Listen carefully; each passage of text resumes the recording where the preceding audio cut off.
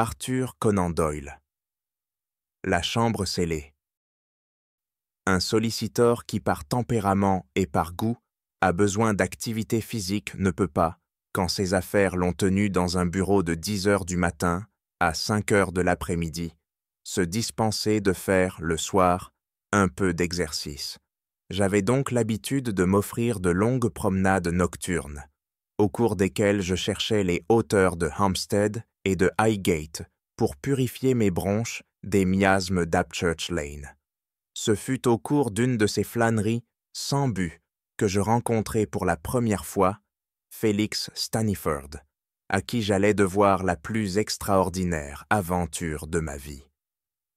Un soir, vers la fin d'avril ou le commencement de mai de 1894, je gagnais l'extrême nord de Londres et descendais une de ces belles avenues bordées de hautes villas en briques que la grande cité pousse toujours plus avant dans la campagne. Il faisait une claire nuit de printemps. La lune brillait dans un ciel sans nuages, et, marchant sans hâte, regardant, contemplant, j'avais déjà laissé derrière moi plusieurs milles quand mon attention s'arrêta sur l'une des maisons devant lesquelles je passais. C'était une très vaste bâtisse, complètement isolée, assez en retrait sur la route. Moderne d'aspect, un peu moins pourtant que ses voisines, toute peinte à neuf de couleurs vives et dures, elle en rompait l'alignement symétrique par la trouée de sa pelouse, au bout de laquelle, entre des lauriers, elle se dessinait confusément, large, sombre et triste. Asile campagnard de quelques riches marchands, elle datait sans doute du temps où la plus prochaine rue était encore distante d'1 mille. La pieuvre londonienne l'avait graduellement rattrapée, puis enlacée de ses tentacules de briques rouges. Cela finirait par l'absorption totale qui permettrait aux constructeurs à bon marché d'élever une douzaine de villas à 80 livres par an sur le jardin en bordure. Et tandis que ceci me passait vaguement par la tête, un incident survint qui changea tout à fait le cours de mes pensées. Un cab à 4 roues, cette honte de Londres, arrivait, grinçant et cahoté, tandis qu'approchait en sens contraire la lueur jaune d'une lanterne de cycliste. Encore qu'ils fussent les seuls objets en mouvement sur toute la longue route, éclairée par la lune, ils allèrent se jeter l'un sur l'autre avec cette précision maligne qui détermine la rencontre de 2 paquebots sur l'immense étendue de l'Atlantique. Ce fut la faute du cycliste. Il voulut traverser devant le cab, prit mal ses distances, heurta l'épaule du cheval et tomba. Il se releva en pestant. Le cabman jura, puis, s'avisant qu'on n'avait pas encore noté son numéro, il fouetta sa bête et la lourde voiture se remit en branle. Le cycliste saisit les poignées de sa machine, resté à terre, mais tout à coup, il s'assit et j'entendis une plainte. « Seigneur !» Traversant la route, je fus tout de suite à son côté. « Pas de mal ?» demandai-je. « Ma cheville, » répondit-il. « Rien qu'une entorse, j'espère. Mais c'est bien douloureux. Donnez-moi la main, voulez-vous » Il était dans le cercle de la lanterne, et je remarquai, en l'aidant à se lever, que c'était un jeune homme d'aspect distingué, avec une légère moustache noire, de grands yeux bruns, inquiets et timides, et des joues creuses portant les signes d'une faible santé. Il se mit debout, mais sur un seul pied, et le moindre mouvement de l'autre lui arrachait un cri de souffrance. Impossible de le poser à terre. « Où habitez-vous ?»« Là. » Il désignait de la tête la grande maison noire dans le jardin. Je coupais vers la grille quand ce maudit cab me tomba dessus. « Pourriez-vous me conduire à ma porte ?» Je le fis sans peine. Je rangeai sa bicyclette à l'intérieur de la grille et le soutins le long de l'allée, jusqu'en haut du perron, donnant accès dans le vestibule. Il n'y avait de la lumière nulle part. L'endroit était morne, comme si personne ne l'eût jamais habité. « C'est bien, merci beaucoup, » dit-il, en fouillant avec sa clé dans la serrure. « Permettez-moi de ne vous laisser que chez vous. » Il protesta, avec plus de vivacité que d'énergie, puis, se rendant compte qu'il ne pouvait se passer de mon aide, il ouvrit la porte. Le vestibule était d'un noir d'encre. Il y fit quelques pas, tant bien que mal, son bras toujours appuyé sur ma main.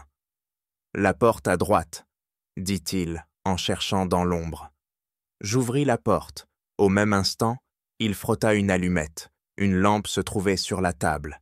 Nous l'allumâmes à nous deux. « Ça va maintenant, vous pouvez me laisser. Bonsoir. » Là-dessus, il s'assit dans un fauteuil et perdit connaissance. Ma situation devenait bizarre. À voir la pâleur du pauvre garçon, je n'aurais pas affirmé qu'il n'eût cessé de vivre. Bientôt, ses lèvres frémirent, sa poitrine se souleva. Mais ses yeux ne montraient encore que 2 fentes blanches, et son visage restait livide. Inquiet de me sentir responsable, je tirai le cordon de sonnette. Un carillon furieux se fit entendre à distance. Mais il ne vint personne. L'appel du timbre n'éveilla ni un mouvement, ni un murmure. J'attendis et sonnai de nouveau, sans plus de résultat. Il fallait pourtant qu'il y eût quelqu'un dans la maison. Ce jeune gentleman ne pouvait habiter seul cette immense demeure. Je devais prévenir les siens et, s'ils ne répondaient pas à la sonnette, aller moi-même les relancer. Je saisis la lampe et me précipitai au dehors. Ce que je vis me stupéfia. Le hall était vide, l'escalier nu et jaune de poussière. 3 portes ouvraient sur des chambres spacieuses, et ces chambres n'avaient ni tapis ni tenture, mais des toiles grises pendaient aux galeries des fenêtres, et sur les murs couraient des rosaces de lichen. Mais les pas sonnèrent bruyamment dans le silence des pièces. Puis, à l'aventure, j'enfilai le corridor. Je pensais qu'au moins l'on viendrait à la cuisine, où je finirais par découvrir un gardien dans quelque coin d'appartement. Mais partout régnait la même solitude. Désespérant de trouver du secours, je pris un autre couloir, au bout duquel m'attendait une nouvelle surprise. J'avais en face de moi une grande porte brune, dont un scellé de cire rouge, large comme une pièce de 5 shillings, défendait la serrure. Couvert de poussière et décoloré, le scellé devait être là depuis longtemps. Je le considérais avec étonnement, me demandant ce que pouvait cacher cette porte, quand je m'entendis rappeler dans le vestibule. Je retournai sur mes pas et vis mon jeune homme assis à la même place. « Pourquoi, me dit-il, aviez-vous emporté la lampe ?» Je cherchais de l'aide. « Vous pouviez chercher. J'occupe seul la maison. Bien incommode en cas de maladie. M'évanouir ainsi, c'est stupide. Je tiens de ma mère une extrême faiblesse du cœur, et le moindre chagrin, la moindre émotion me terrasse. Cela m'emportera un jour ou l'autre, comme ma mère. Vous ne seriez pas médecin par hasard? Je suis Mr. Frank Alder, sollicitor. Et moi, Mr. Félix Staniford. Drôle de rencontre que la nôtre. Mon ami Mr. Perceval prétend justement que nous allons avoir besoin d'un homme d'affaires. Charmé, je vous assure. La chose dépend de mon ami. N'ai-je pas compris que vous aviez exploré tout le rez-de-chaussée avec la lampe?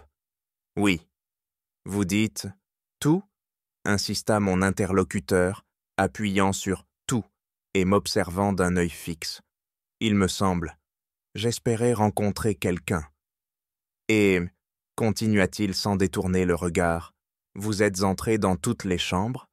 Dans toutes celles où je pouvais entrer. Ce qui signifie que vous avez remarqué, fit-il avec un haussement d'épaules, en homme qui prend son parti d'une contrariété. Remarquez quoi? La porte scellée. En effet. Et vous n'avez pas été curieux de voir ce qu'il y a derrière? Cela m'a paru insolite. Pensez-vous que vous pourriez vivre seul, dans cette maison, des années entières, harcelé sans trêve par le désir de savoir ce qu'il y a derrière cette porte, et, malgré tout, y résistant? Quoi? M'écriai-je. Vous ne le sauriez pas vous-même? Pas plus que vous. Pourquoi ne pas regarder? Je ne le dois pas. Il parlait avec contrainte. Évidemment, je venais d'aborder à l'étourdi un sujet délicat. Je ne me crois pas plus curieux qu'un autre, mais la situation avait, certes, de quoi provoquer l'intérêt. Cependant, rien ne me retenait plus dans la maison à présent que mon inconnu, avait repris connaissance. Je me levai pour partir. « Vous êtes pressé ?» me demanda-t-il. « Je n'ai rien à faire. » « Alors, vous me rendriez heureux si vous vouliez bien me tenir un instant compagnie. Je mène ici une vie retirée, très recluse. Je doute qu'il y ait personne à Londres pour mener une vie pareille. Il ne m'arrive que rarement d'avoir quelqu'un avec qui causer. » J'inspectai d'un regard la petite pièce pauvrement meublée, avec un fauteuil-lit dans un angle. Puis, je pensai à la grande maison nue, à la sinistre porte que scellait un cachet fané, de cire rouge. Tout cela, par sa bizarrerie, me donnait l'envie d'en savoir davantage. Peut-être, en restant, y parviendrai-je.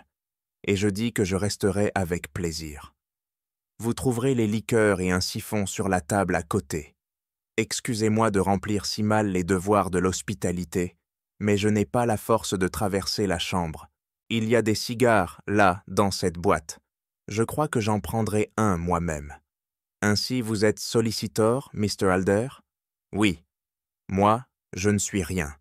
Fils d'un millionnaire, je suis la créature du monde la plus démunie de ressources. On m'a élevé dans l'espoir d'une fortune, et je n'ai ni argent ni profession. Par surcroît, je reste avec cette grande maison sur les bras, sans aucun moyen de l'entretenir.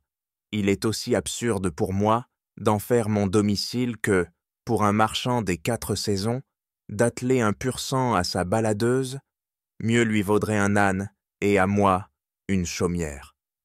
Pourquoi ne pas vendre la maison? Je n'en ai pas le droit. La louer, du moins, pas davantage. Voyant à mon air combien il m'intriguait, le jeune homme sourit. « Je m'explique, » dit-il, « si toutefois cela ne vous ennuie pas. Au contraire, cela m'intéresse énormément. Après vos aimables attentions pour moi, je vous dois bien, il me semble, de satisfaire votre curiosité. Sachez d'abord que mon père était Stanislas Staniford, le banquier. » Staniford le banquier? Le nom me revint tout de suite. La fuite de Staniford, quelques années auparavant, avait fait scandale. « Je vois que vous vous rappelez, » continua le jeune homme. « Mon pauvre père quitta le pays à cause des nombreux amis dont il avait engagé les fonds dans une opération malheureuse. C'était un homme nerveux et impressionnable. La conscience de sa responsabilité lui fit perdre la tête. Il n'avait, aux yeux de la loi, commis aucune faute. Ce fût-ce, pour lui, simple question sentimentale. Il ne voulut même plus se trouver en face de sa famille, et quand il partit pour l'étranger, où il devait mourir, il ne nous fit seulement pas connaître le lieu de son refuge. « Il est donc mort ?» m'écriai-je.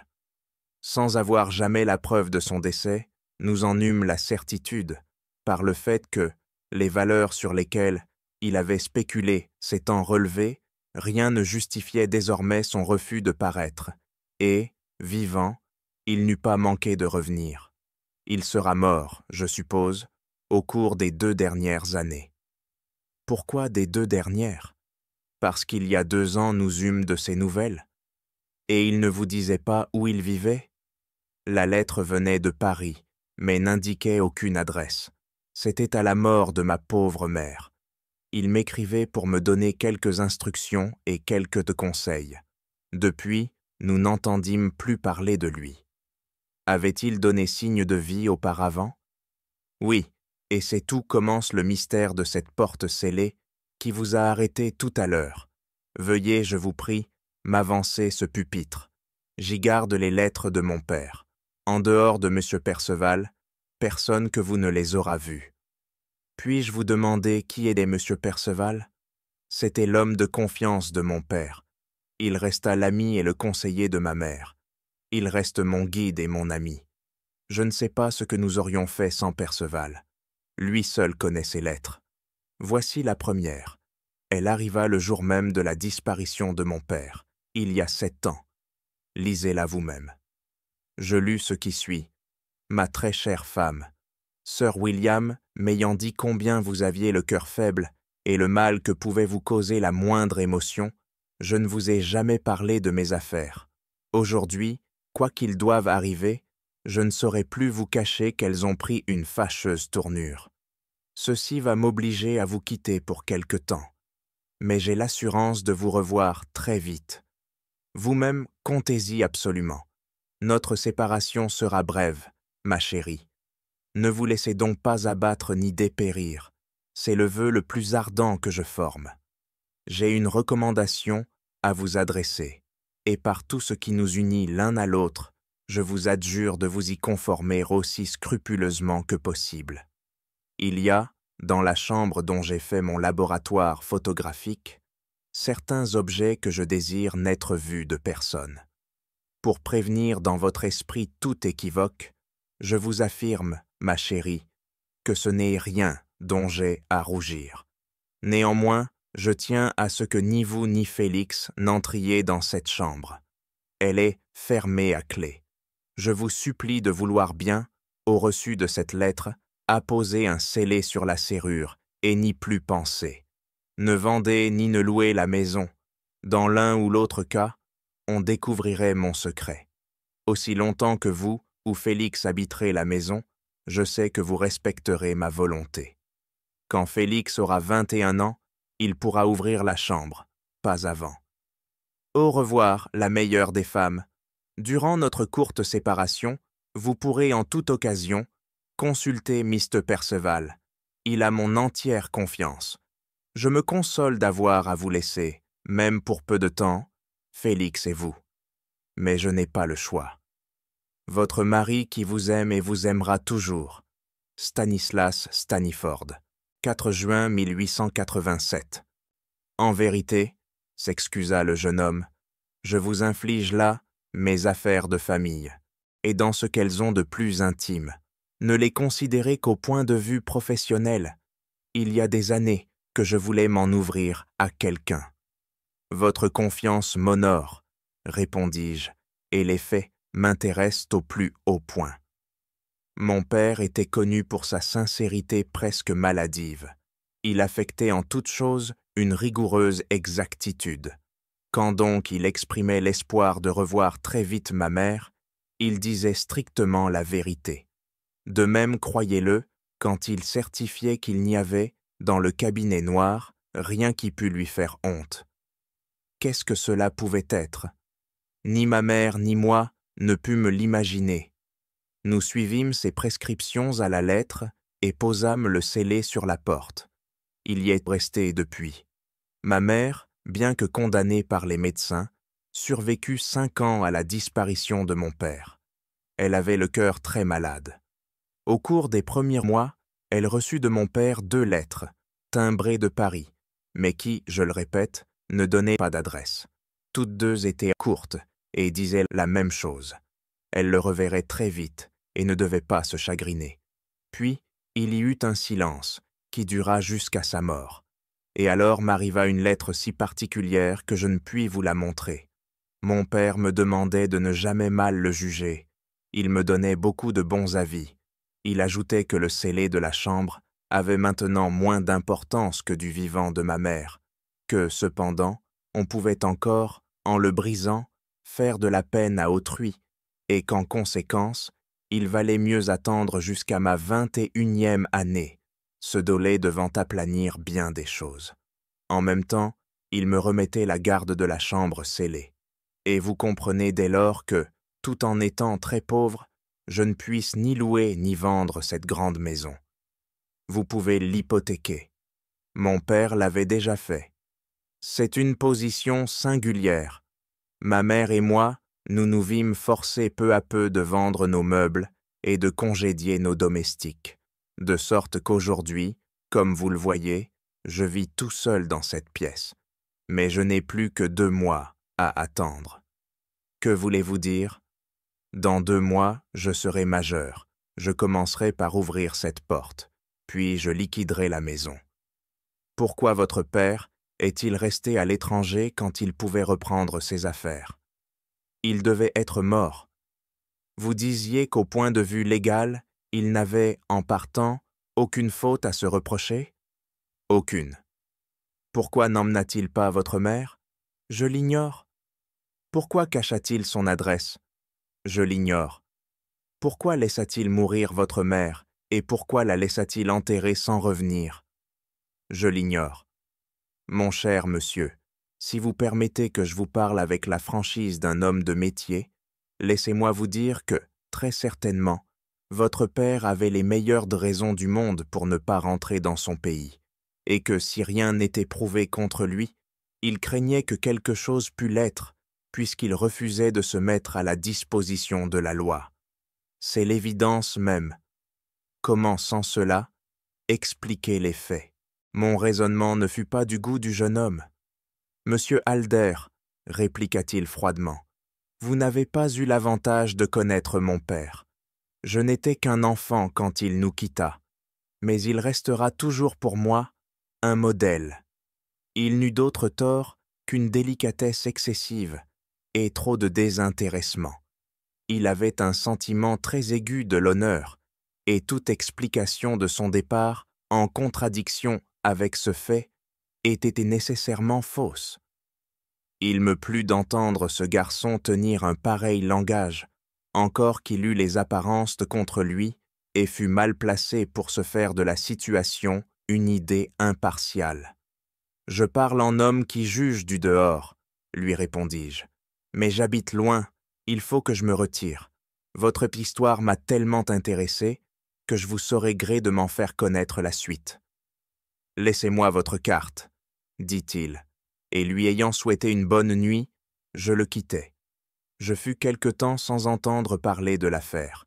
J'arrivais presque à penser qu'elle resterait pour moi un de ces problèmes qui, échappant à la vérification directe, se résolvent par l'espoir ou le soupçon, quand, un après-midi, une carte au nom de Mr. J. H. Perceval me fut remise dans mes bureaux d'Abchurch Lane par un homme d'une cinquantaine d'années que le clerc venait d'introduire et qui était un individu petit, sec, avec des yeux brillants. « Je crois, monsieur, dit-il, que mon nom vous est connu par mon jeune ami Mr. Félix Staniford. »« En effet, répondis-je. Mon ami vous a parlé, autant que j'ai pu comprendre, des circonstances qui amenèrent soit la disparition de mon ancien patron, Mr. Stanislas Staniford, et la position d'un scellé sur une chambre de son ancien domicile. Parfaitement. Et vous avez manifesté de l'intérêt pour cette affaire. Un extrême intérêt. Vous savez que nous tenons de Mr. Staniford la permission d'ouvrir la chambre le jour où son fils aura 21 ans révolus. Je me le rappelle. C'est aujourd'hui que le jeune homme accomplit ses 21 ans. Et vous avez ouvert la porte ? M'enquis-je avec vivacité. Pas encore, monsieur, me répondit Perceval. J'ai lieu de croire qu'il vaudrait mieux que l'opération eût des témoins. Vous êtes homme de loi, au courant des faits. Pouvons-nous compter sur votre présence? Sans aucun doute. Vous avez vos journées prises, moi de même. Voulez-vous que nous nous retrouvions là-bas ce soir à 9 heures? Avec plaisir. Nous vous attendrons. Au revoir. Il s'inclina cérémonieusement et sortit. En me rendant le soir à mon rendez-vous, je me travaillais en vain à imaginer une explication plausible du mystère que nous allions éclaircir. Mon jeune ami, avec M. Perceval, m'attendait dans sa chambre. Sa pâleur et sa nervosité n'étaient pas pour me surprendre. Mais ce qui m'étonna, ce fut de trouver le sec petit homme dans un état d'excitation qu'il dominait à peine. Il avait le sang au congjoue, les mains fébriles, et il ne tenait pas en place. Staniford m'accueillit chaleureusement et me remercia plusieurs fois de ma venue chez lui. « Et maintenant, Perceval, dit-il à son compagnon, je suppose qu'il n'y a plus aucun motif de tarder davantage? J'ai hâte d'en finir. » L'employé de banque, ayant pris la lampe, nous montra le chemin. Mais dans le corridor, il s'arrêta. Sa main tremblante faisait, sur les grands murs nus, danser la lumière. « Mr. Staniford, dit-il d'une voix qui se brisait, j'espère que vous êtes armé contre toute émotion pour l'instant où le scellé sera brisé et la porte ouverte. Que pourrait-il y avoir là, Perceval? Vous voulez me faire peur. Non, Mr. Staniford, je veux simplement vous avertir d'être prêt. de ne pas vous laisser. Il devait, entre chaque mot, humecter ses lèvres sèches. Et je me rendis compte, tout d'un coup, aussi nettement que s'il me l'eût dit, qu'il savait ce qu'il y avait derrière cette porte, et que c'était quelque chose de terrible. « Voici les clés, Mr. Stanniford. N'oubliez pas mon avertissement. » Il tenait un trousseau de clés. Le jeune homme s'en saisit avidement, puis, introduisant un couteau sous le scellé décoloré, il rompit la cire. La lampe vacillait et crépitait aux mains de Perceval. Je la lui enlevai et l'approchai de la serrure, tandis que Stanniford essayait successivement les clés. Il y en eut une enfin qui tourna dans la serrure. La porte s'ouvrit toute grande. Le jeune homme fit un pas dans la chambre, et poussant un cri horrible, il s'affaissa devant nous, inanimé. Si je n'avais pas pris au sérieux l'avis de Perceval et ne m'étais pas raidi contre la secousse, j'aurais certainement laissé choir la lampe. La chambre, sans fenêtre et nue, était aménagée en laboratoire de photographie, avec un évier et un robinet. Sur une étagère s'alignaient des fioles et des éprouvettes. Une odeur lourde, très particulière, moitié chimique, moitié animale, chargeait l'atmosphère. En face de nous, il y avait une table avec une chaise, et, sur cette chaise, un homme était assis, qui nous tournait le dos et semblait écrire.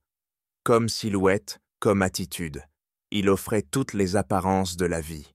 Mais au moment où la lumière tomba sur lui, je sentis se dresser mes cheveux en apercevant sa nuque livide, striée de plis, et pas plus large que mon poignet. Une poussière le recouvrait, une épaisse poussière jaune, répandue sur sa tête, ses épaules, ses mains racornies et couleur de citron. Son menton s'inclinait sur sa poitrine, sa plume reposait encore sur une feuille de papier. « Mon pauvre maître !»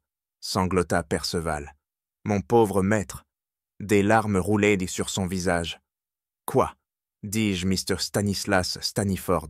« Il était là depuis 7 ans. » « Ah, pourquoi donc a-t-il fait cela ?» Je le priais, je l'implorais, je me traînais à ses genoux. Il n'en voulut pas démordre. Voyez-vous la clé sur la table ? Il s'était enfermé dans la chambre. Tenez, il a écrit quelque chose. Prenons-le. Oui, oui, prenons-le. Et pour l'amour de Dieu, adjurai-je, sortons d'ici. L'air était du poison. Venez, Stanniford, venez. Nous prîmes Stanniford chacun par un bras, et moitié le traînant, moitié le portant, nous remmenâmes dans sa chambre. « C'était mon père !» cria-t-il en revenant à lui. « Il était là, mort, sur sa chaise. Vous le saviez, Perceval, et c'était cela dont vous m'avertissiez. Je le savais, monsieur Stanniford. J'ai toujours agi pour le mieux.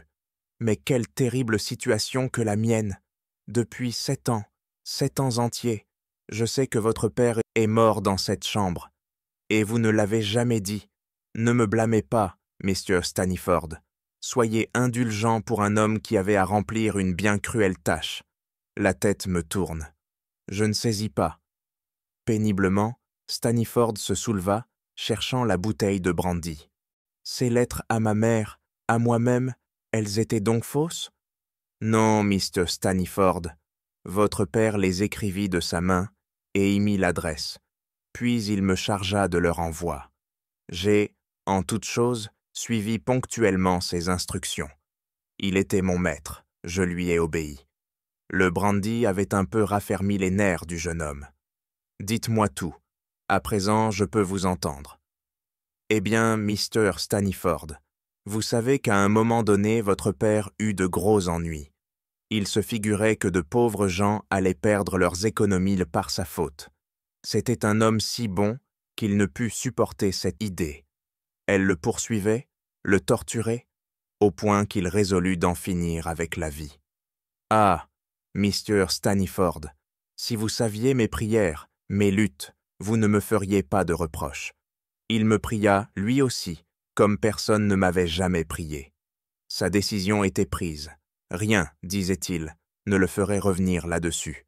Mais il dépendait de moi qu'il eût une mort facile et heureuse, ou une fin misérable. Je lus dans ses yeux qu'il pensait ce qu'il disait.